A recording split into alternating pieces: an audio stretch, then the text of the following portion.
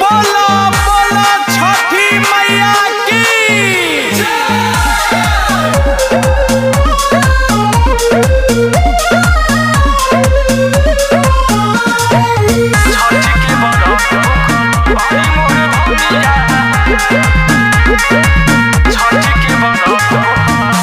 के पियरिया आइली गंगा जी के घाट पर देवेली अर्घ देव के रावा के पात पर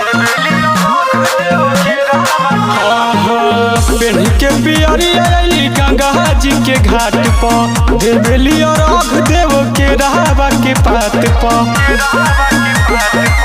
नया नहर बाड़ी अभी कनिया हमार कनिया छठ के बरत भूखल छठ के बरत भूखल बाड़ी मोरे धनिया है छठ के बरत भूखल बाड़ी मोरे धनिया है छठ के बरत भूखल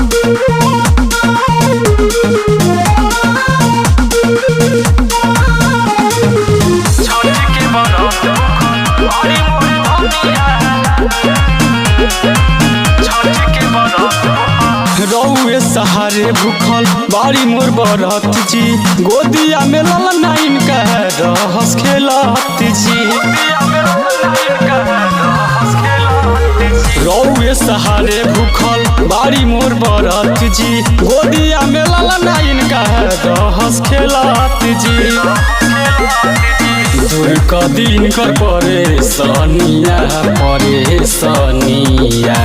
छठ के बरत भूखल छठ के बरत भूखल बाड़ी मोरे धनिया है छठ के बरत भूखल बाड़ी मोरे धनिया है छठ के बरत भूखल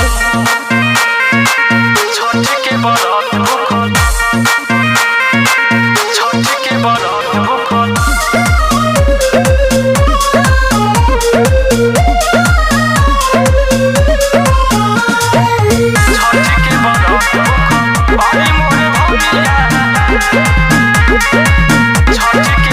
कृपा बनई ह छठी माई हो मनीष पर कबहू न बाधा आवे बबुआ उमेश पर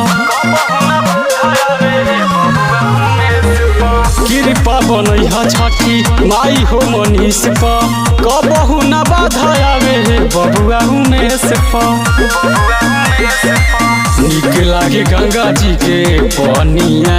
जी पनिया